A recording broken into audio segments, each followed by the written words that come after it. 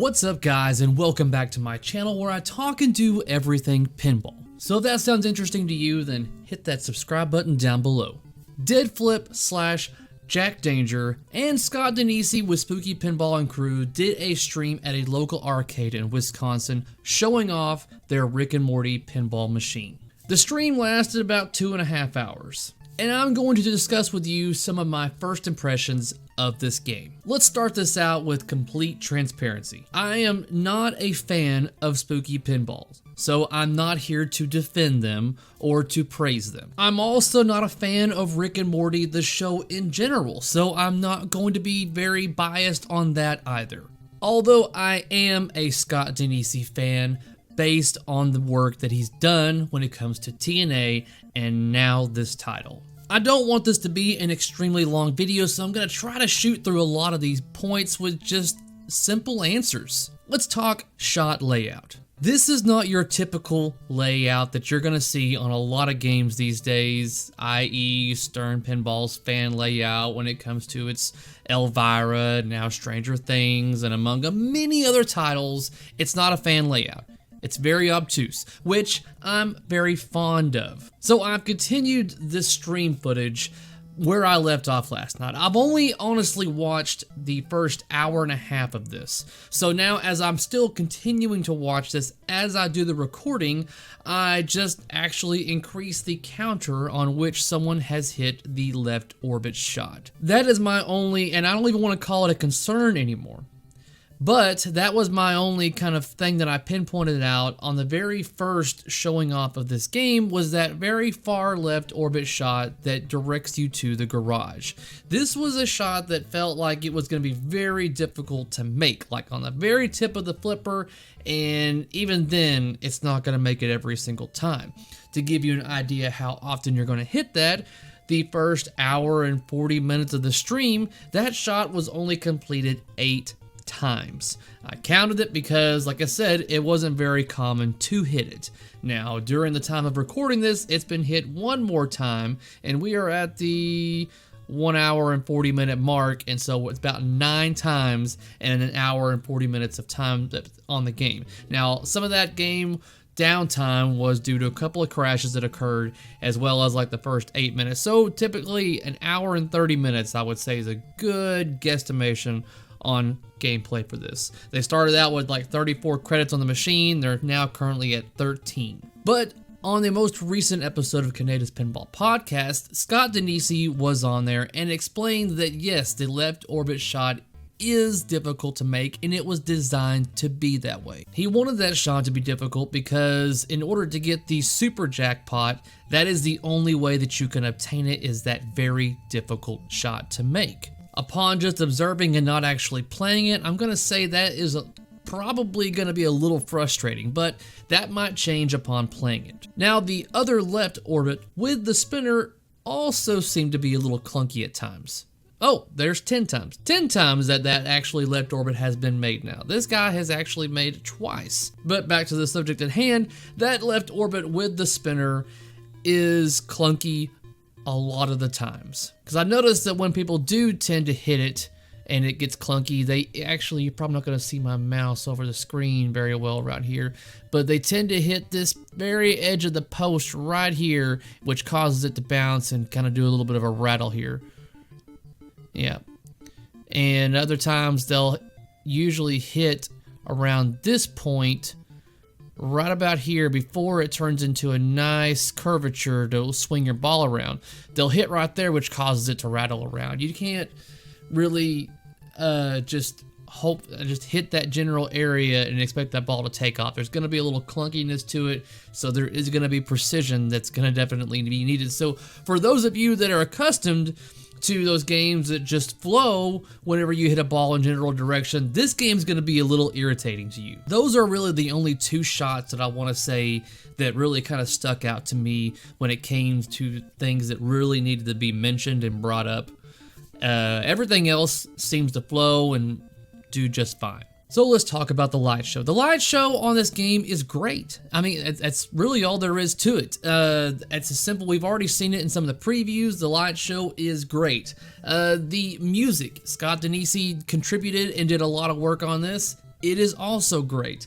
The sounds, every time it hit a certain like target or anything like that, it went with the theme of the machine.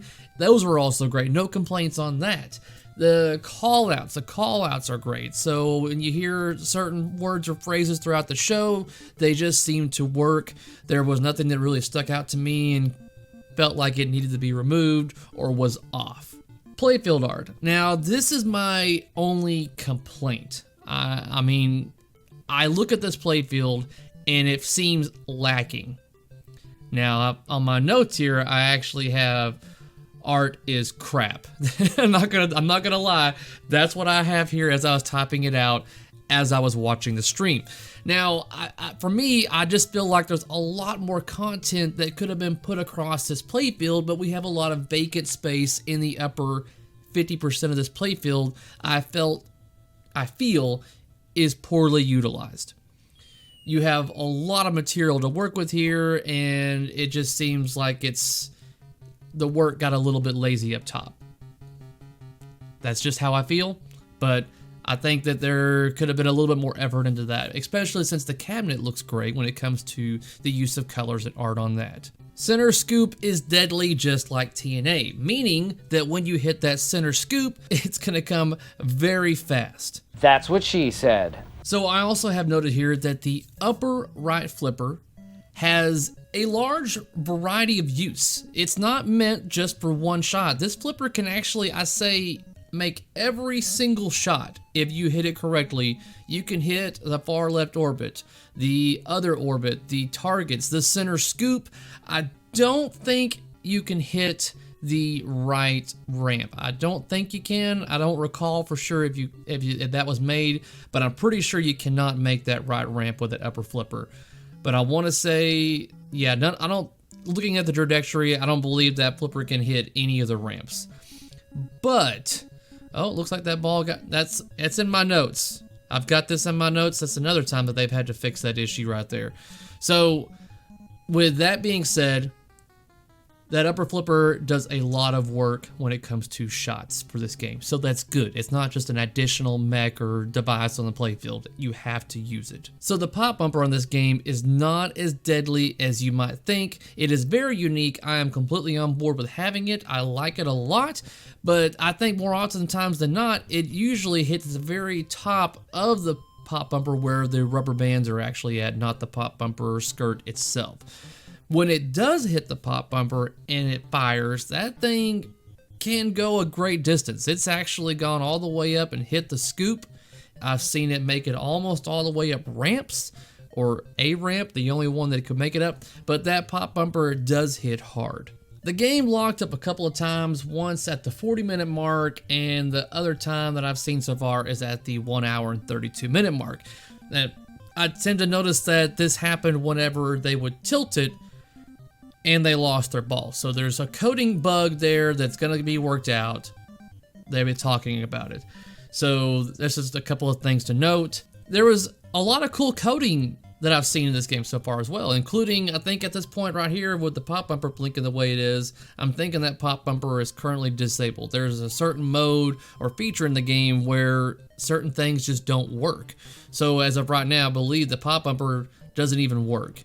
It'll just kind of like just buzz out. It'll make an audible tone to let you know that yes, you did hit the pop bumper, but it's just not working at this time. That's something Scott Denisi also mentioned on Canada's Pinball Podcast, is that as far as code goes for this game, there's so much more that's going to be implemented. They've only used maybe 50%, but not even 50% of the call-outs that Roiland has verbalized for them. Scott even says that he still has more music on the way for the game as well. Is this game going to be available at Texas Pinball Festival? Yes. Charlie did mention they will have one game there. I was expecting at least two, but we're only going to get one. So expect a little bit of a wait in order to get your hands on this game in the upcoming Texas Pinball Festival. So watching the stream now, it looks like we're having a little bit of an issue here. They've got two balls in the shooter lane that they're going to have to mess with. I'm sure we've got Eric over here explaining what's going on and whether or not they're going to be working on this or what. I don't know. I can't hear it, but there it goes. I just got it to fire out. But that is mentioned in my notes that up here in the upper right hand corner where there's a rollover switch, it got stuck a couple of times and even a couple of balls. So that may just be a little bit of a tinkering issue right there. I don't think it's going to be something that's broad across all the models, just something that needs to be adjusted on that. I like the use of the MagnaSave on this game where it's not a one and done. This is not something that's going to just instantly save your ball. This MagnaSave actually requires a little bit of finesse and skill.